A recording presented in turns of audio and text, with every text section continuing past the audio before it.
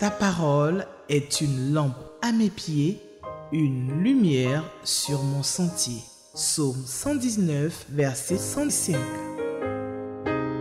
La méditation.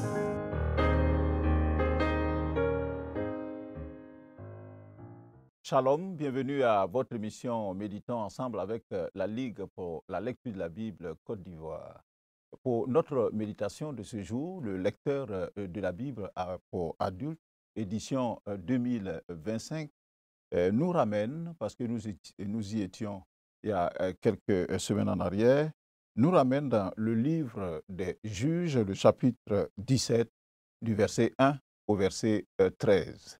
Et nous allons prier, demander que la grâce du Seigneur nous accompagne dans ce temps que nous passons ensemble autour de sa parole.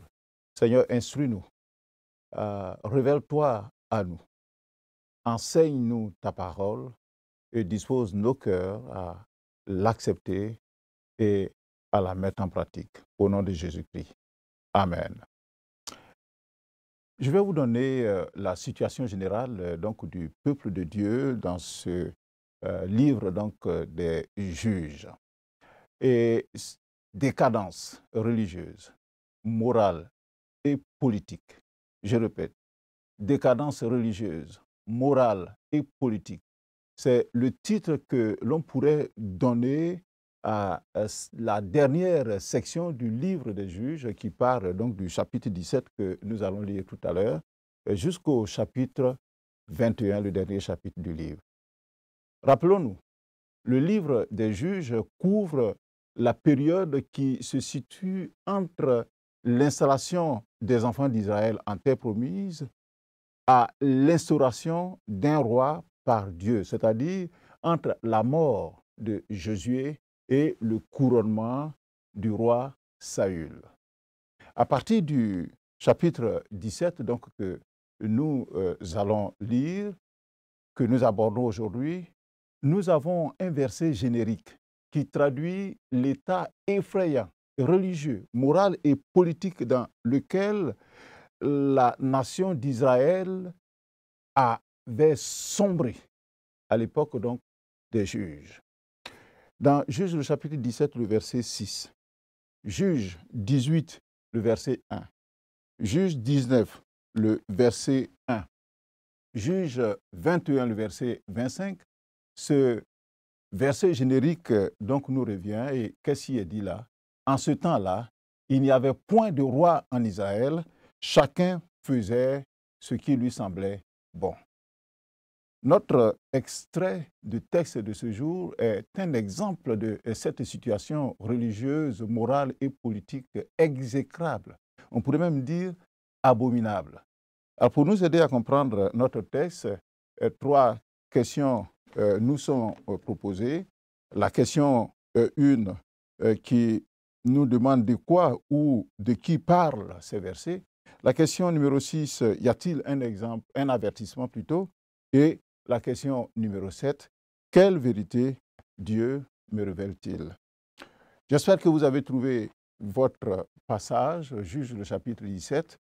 Nous allons lire à partir du verset 1 et je fais ma lecture dans la version Louis II. Le titre que le lecteur a donné à cet extrait de texte-là, c'est « Naufrage spirituel ». Nous lisons à partir du verset 1. Il y avait un homme de la montagne d'Éphraïm nommé Mika. Il dit à sa mère, « Les 1100 cycles d'argent qu'on t'a pris et pour lesquels tu as fait des imprécations même à mes oreilles, voici, cet argent est entre mes mains. C'est moi qui l'avais pris. » Et la mère dit, « Béni soit mon fils par l'Éternel. » Verset 3. Il rendit à sa mère les 1100 cycles d'argent et sa mère dit, « Je consacre de ma main cet argent à l'Éternel afin d'en faire pour mon fils une image taillée et une image en fonte, et c'est ainsi que je te le rendrai. » Il rendit à sa mère l'argent. Sa mère prit 200 cycles d'argent et elle donna l'argent au fondeur qui en fit une image taillée et une image en fonte. On les plaça dans la maison de Mika. Ce Mika avait une maison de Dieu. Il fit un éphod et des téraphins, et il consacra l'un de ses fils qui lui servit de prêtre. Verset 6. En ce temps-là, il n'y avait point de roi en Israël. Chacun faisait ce qui lui semblait bon. Il y avait un jeune homme de Bethléem, verset 7. Il y avait un jeune homme de Bethléem, de Juda, de la famille de Juda. Il était lévite et il séjournait là. Cet homme partit de la ville de Bethléem de Juda pour chercher une demeure qui lui convint. En poursuivant son chemin, il arriva dans la montagne d'Éphraïm jusqu'à la maison de Mika. Mika lui dit, « D'où viens-tu » Il répondit, « Je suis lévite de Bethléem de Juda et je voyage pour chercher une demeure qui me convienne. » Mika lui dit, « Reste avec moi, tu me serviras de père et de prêtre, et je te donnerai 10 cycles d'argent par année, les vêtements dont tu auras besoin et ton entretien. » Et le Lévite entra. Verset 11. Il se décida ainsi à rester avec cet homme, qui regarda le jeune homme comme l'un de ses fils. Mika consacra le Lévite, et ce jeune homme lui servit de prêtre et demeura dans sa maison. Verset 13 enfin. Et Mika dit, « Maintenant, je sais que l'Éternel me fera du bien, puisque je suis ce Lévite au prêtre. » Amen. Voici notre texte. Le titre, je le rappelle, naufrage spirituel. Qu'est-ce que c'est qu'un naufrage? Le naufrage est la destruction ou la perte totale d'un navire, un bateau en mer, ou un accident maritime grave. Exemple, le naufrage du Titanic a mis fin à la traversée inaugurale du plus grand paquebot jamais construit qui devait relier Southampton en Angleterre à New York aux États-Unis. Alors cette catastrophe s'est déroulée dans la nuit du 14 au 15 avril 1912 dans l'océan Atlantique. Naufrage du Titanic. Le mot naufrage a aussi un sens figuré de ruine complète dans divers domaines. D'où le titre de naufrage spirituel. Le naufrage spirituel est une chute, est une ruine morale qui conduit à l'écroulement des valeurs sociétales. Les synonymes de naufrage spirituel sont déconfiture, déroute, désastre, faillite, perte, corruption et perdition spirituelle. Ainsi, faire naufrage spirituel, c'est courir à sa perte. Alors, répondons à la question numéro 1, de quoi ou de qui parlent ces versets que nous avons lus. En quoi donc notre texte relate-t-il un naufrage spirituel? Le premier récit de la longue série de décadences religieuses, décadence morale et politique du peuple d'Israël, décrit la corruption religieuse. Donc ce texte-là décrit la corruption religieuse. Un homme, et ça commence d'ailleurs au verset 1, il y avait un homme de la montagne d'Éphraïm, nommé Mika. Donc un homme, Mika, ou Miché, dans certaines traductions, se donne un sanctuaire personnel en Israël. Et on le voit du verset 1 au verset 4. Un homme de la montagne d'Éphraïm, donc ce Mika, il avait volé 1100 pièces d'argent à sa mère, apparemment veuve puisqu'on ne fait pas mention de son mari dans le texte, mais cette mère était très riche. À son tour, la mère, elle avait fait des imprécations, c'est-à-dire elle avait proféré d'horribles malédictions aux voleurs sans savoir qu'il s'agissait de son propre fils, Mika. Alors cet argent, Mika, donc ce dernier, par peur de subir les conséquences de la malédiction solennelle donc, de sa mère, ou suite peut-être à une prise de conscience de son méfait, il se résolut en lui de restituer l'argent volé à sa mère. Il est très probable que la mère aussi, elle craignait les conséquences de ces imprécations, donc de toutes ces horreurs, j'allais dire, en malédiction qu'elle a proférées sur la personne qui a volé son argent.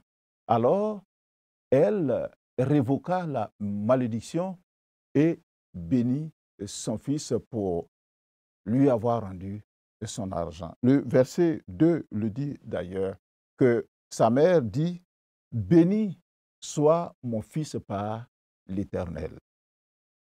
Alors, maintenant qu'elle a retrouvé son argent, elle peut en disposer comme elle l'avait prévu. Et on le voit au verset 3, qu'elle dit, elle se dit à elle-même, « Je consacre de ma main cet argent à l'Éternel, afin d'en faire pour mon fils une image taillée et une image en fonte. » Et le verset 4 nous dit qu'elle prit 200 cycles d'argent de ce qu'elle avait, et elle donna l'argent au fondeur, c'est-à-dire à un bijoutier, qui en fit une image taillée et une image en fonte. Et puis, de ces objets, on les plaça dans la maison de Mika. Alors, le verset 5 nous rapporte que Mika, qui avait une maison de Dieu, c'est-à-dire une sorte donc de sanctuaire chez lui, il fit à son tour des téraphins. Ce sont des idoles domestiques, des petits fétiches, on pourrait le dire, employés pour la divination. On trouve d'ailleurs cette histoire dans Genèse, le chapitre 31, où la femme de Jacob avait volé donc les téraphins de son père quand elle fuyait avec son mari pour rejoindre donc leurs parents, Isaac. Alors, Mika va faire quoi? Va installer donc ce que sa mère a fabriqué et ce que lui-même il a comme fétiche. Il va installer tout ça dans ce sanctuaire-là, un sanctuaire donc d'idoles. Alors, il résolut, Mika, d'établir un sacerdoce pour sa famille. Il va fabriquer, en plus donc de ces objets, un éphod, c'est-à-dire un vêtement sacerdotal que le grand prêtre donc porte pour le service. Et puis, il va consacrer l'un de ses fils pour lui servir de prêtre. Alors, tous ces éléments, ainsi réunis, une maison de culte, donc un sanctuaire, des objets fabriqués par sa mère, des images taillées, téraphim, éphod et un prêtre qu'il a maintenant, Mika pouvait organiser un culte particulier pour sa maison et pour certainement les localités environnantes. À ce stade de notre analyse du texte, nous pouvons relever les dérives graves de Mika et de sa mère. Quant à la loi, bien sûr, de Moïse, et notamment les 10 commandements qui devaient servir à guider chaque Israélite sur le bon chemin. Quelles sont ces dérives? La première dérive, c'est le vol et ses conséquences. Contrairement à Exode, le chapitre 20 et le verset 5, Exode 20 nous donne donc les 10 commandements. Donc le verset 15 de Exode 20 qui stipule que tu ne déroberas point, Mika a volé la fortune de sa mère. La conséquence a été que la victime a proféré des malédictions sur le fauteur, c'est-à-dire sur le voleur. Un Israélite, et on le sait, tout comme un chrétien, ne doit pas voler. Mika a volé.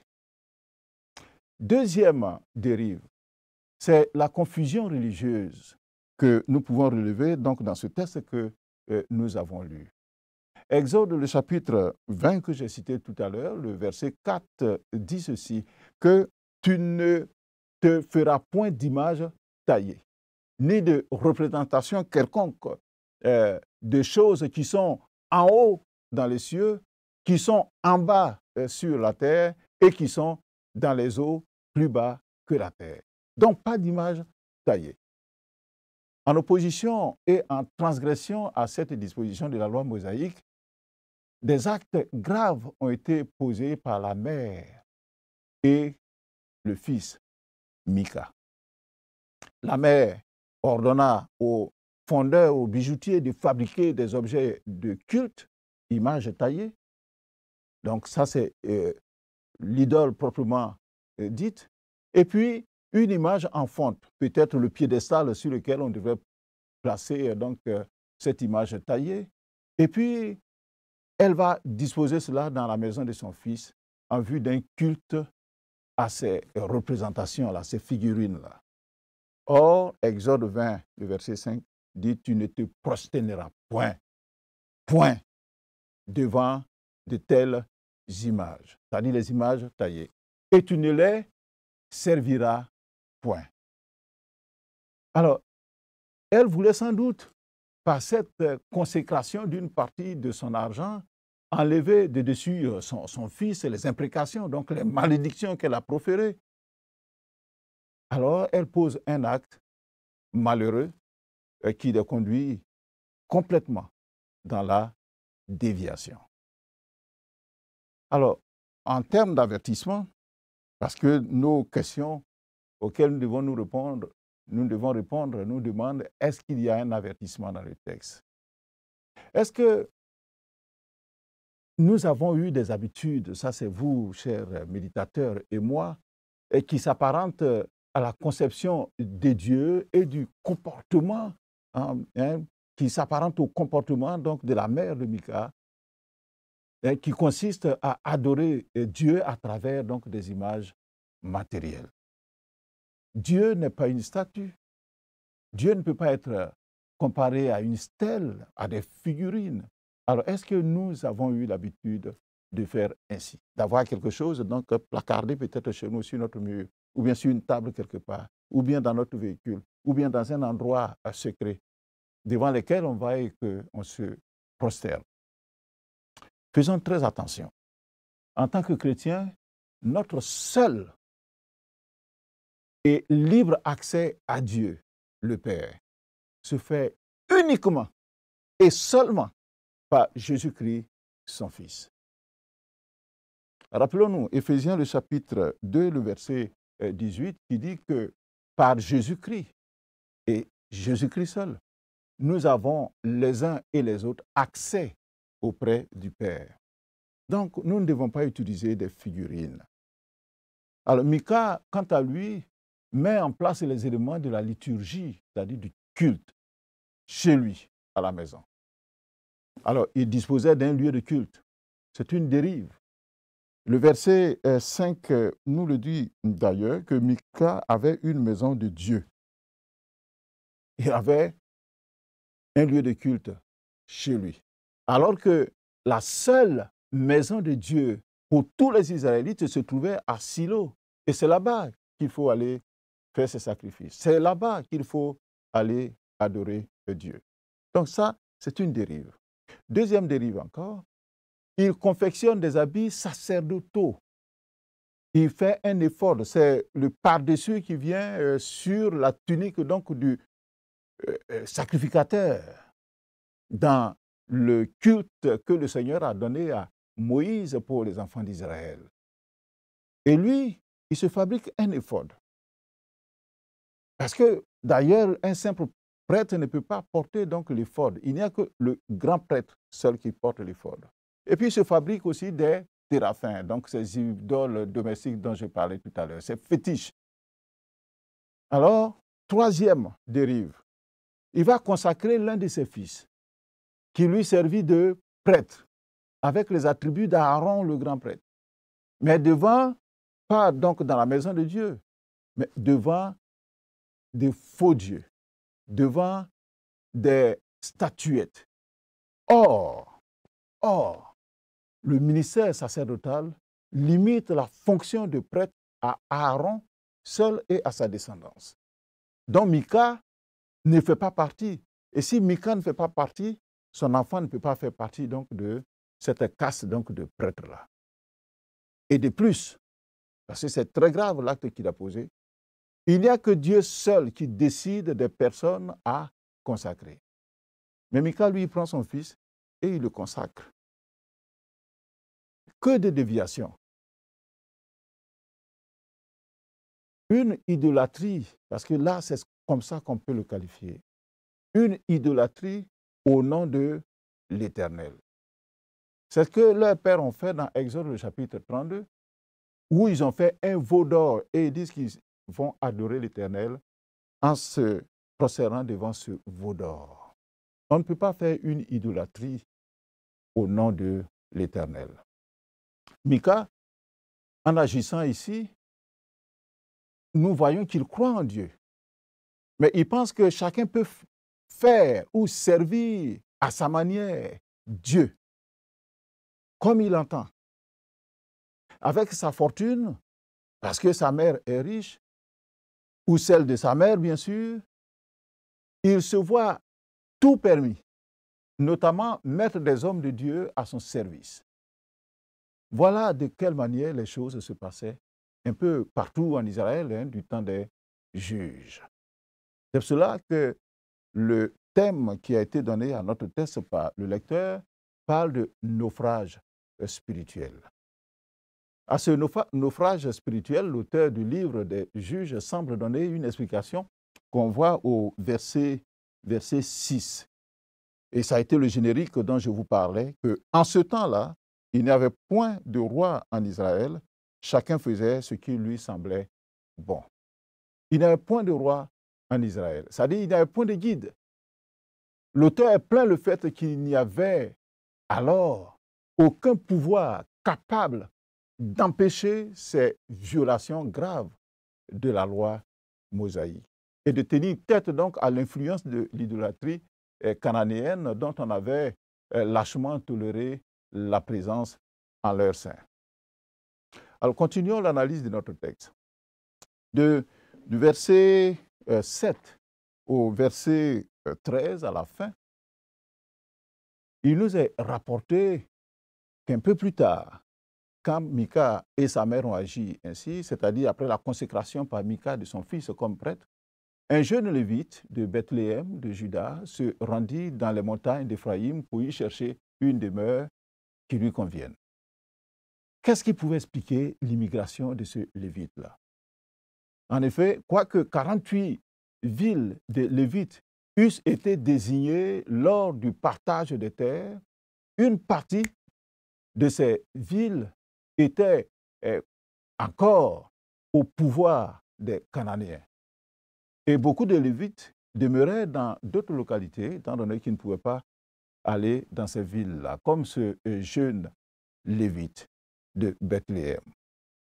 Alors, ce jeune Lévite aurait dû servir l'Éternel sous l'autorité des prêtres descendants de Aaron, et ainsi, d'une part, se nourrir des sacrifices consumés par le feu en l'honneur donc de l'Éternel, et d'autre part, se prendre en charge par la dîme des Israélites. Mais voyez-vous, la loi de Dieu n'étant pas respectée, le jeune Lévite se vit obligé de se chercher, donc de chercher lui-même des moyens de subsistance. Après avoir séjourné à Bethléem sans succès, il se rend donc à la montagne d'Éphraïm jusqu'à la maison de Mika, qui donc était certainement une maison prestigieuse, imposante, certainement attirée par la richesse donc de ce dernier. Alors on peut s'écrier ici, l'argent, l'argent, la racine de tous les maux. Alors Mika, qui agissant comme le dépositaire de la consécration des prêtres, va voir donc ce Lévite-là et il va lui faire une offre de poste comme offre d'emploi chez lui. Le verset 10 le dit d'ailleurs très bien que Mika lui dit « Reste avec moi. Tu me serviras de père et de prêtre. » C'est-à-dire, Mika se donne cette latitude d'avoir un service à part entière à sa disposition. Et lui-même, ce Mika, il sentait l'insuffisance du sacerdoce qu'il avait attribué à son propre chef, donc à son fils, en faisant de lui un prêtre. Et parce que cette consécration ne se rattachait à aucune institution divine. C'est pour cela, le verset 13 d'ailleurs, il dit que maintenant je sais que l'Éternel me fera du bien puisque j'ai ce Lévite pour prêtre. Il profite donc avec empressement de l'occasion de s'attacher, de s'arroger un homme qui, s'il n'était pas descendant de Aaron, appartenait quand même à la tribu consacrée. Il était jeune, certes, mais c'était un lévite. Et alors, il le place donc dans la fonction de prêtre, qui serait pour lui un père, un conseiller spirituel, un protecteur par ses prières. Il y a dans toute cette conduite un étrange mélange de respect pour l'Éternel et les institutions divines et de transgression de la loi. Mélange résultant du passé, un passé vénérable, on pourrait le dire, et d'un présent livré à l'ignorance et aux superstitions du milieu cananéen environnant. En effet, bien que ne faisant pas partie de la famille d'Aaron et n'étant donc pas éligible à exercer le sacerdoce de prêtre sacrificateur, le Lévite est devenu nomade, acceptant l'offre de troquer son ministère, de travestir son ministère, de se compromettre en adorateur d'idoles afin de recevoir en contrepartie pitance, salaire, c'est-à-dire 10 cycles d'argent par année, des vêtements et des moyens d'entretien. Quelle déchéance! Quelle déchéance! Il aurait dû répondre à Mika que tous ces arrangements étaient en opposition à l'ordre établi par Dieu, parce qu'il était reconnu comme un lévite, peut-être pas son accoutrement, mais au contraire, il y consentit en acceptant un salaire et divers autres avantages matériels. Ainsi, il s'interdisait en réalité d'annoncer, comme Paul le dit, d'annoncer tout le conseil de Dieu sans en rien cacher. Nous avons lu récemment dans Actes du chapitre 20, le verset 27. Alors, la question qu'on peut se poser, combien sont-ils aujourd'hui les hommes de Dieu qui compromettent leur ministère en acceptant de manger à la table de gens fortunés ou influents, de recevoir des avantages d'autorité diverses, au risque de perdre toute indépendance à leur annoncer tout le message vrai et authentique de la parole de Dieu, sans en rien cacher. Mais quand on s'est compromis, quel message, quelle vérité pouvons-nous délivrer à de telles personnes? En tout cas, que le Seigneur nous en délivre. Que le Seigneur nous délivre des compromissions dans notre manière de faire et dans nos ministères. Alors, qu'est-ce qu'on pourrait dire en résumé de tout cela? La confusion. Confusion comme désordre, comme chaos. Donc, la confusion est le mot qui décrit le mieux la situation dans ce chapitre-là. Ayant fabriqué des idoles avec l'argent restitué d'un vol, quand on parle d'idoles, ce sont les fétiches, ce sont les talismans. Alors, donc, ayant fabriqué des idoles, on invoquait la bénédiction de l'Éternel sur le voleur. On remplaçait le culte officiel du tabernacle par des sanctuaires privés. On consacrait des lévites et des laïcs comme sacrificateurs et on employait des idoles pour adorer l'Éternel. Quelqu'un criera, quel sacrilège! Mika pensait que tout cela lui assurait la bénédiction de l'Éternel. Oh que non! Il le dit, c'est vrai, au verset 13, que maintenant je sais que l'Éternel me fera du bien. Non, Dieu n'est pas dans ces choses-là.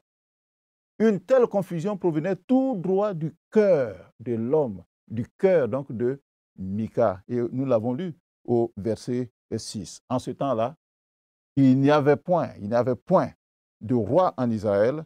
Chacun faisait ce qui lui semblait bon.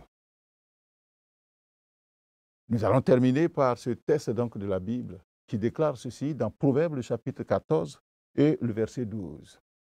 Que telle voie paraît droite à un homme, mais son issue, c'est la voie de la mort.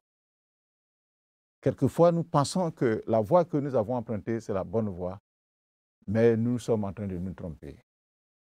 Nous le verrons d'ailleurs avec Mika dans la suite donc de notre texte au chapitre suivant. Alors, chers téléspectateurs, où en es-tu avec l'adoration du vrai Dieu? Est-ce que tu l'adores en esprit et en vérité, par la seule et unique voie de Jésus-Christ, son Fils, ou bien te donnes-tu des artifices, te donnes-tu donc des figurines ou autre chose pour essayer d'atteindre l'Éternel? Non, la seule voie et l'unique voie, c'est par Jésus-Christ, son Fils, et en esprit et en vérité. Voilà pour nous aujourd'hui. Nous allons demander au Seigneur de bénir sa parole en nous. Seigneur, aide-nous à ne pas travestir ton adoration par des artifices idolâtres, par des images taillées, par des objets, car Jésus-Christ, ton Fils, est le seul chemin, la seule voie d'accès à ton trône. Donne-nous de le savoir pour que nous puissions t'adorer en esprit et en vérité au nom de Jésus-Christ. Alors, vous trouverez à la page 92 le commentaire donc du lecteur qui est aussi riche. Que le Seigneur vous bénisse. Demain, un autre test, une autre bénédiction. Ne ratez pas le même canal. Dieu vous bénisse. Ta parole est une lampe à mes pieds, une lumière sur mon sentier. Psaume 119, verset 105. La méditation.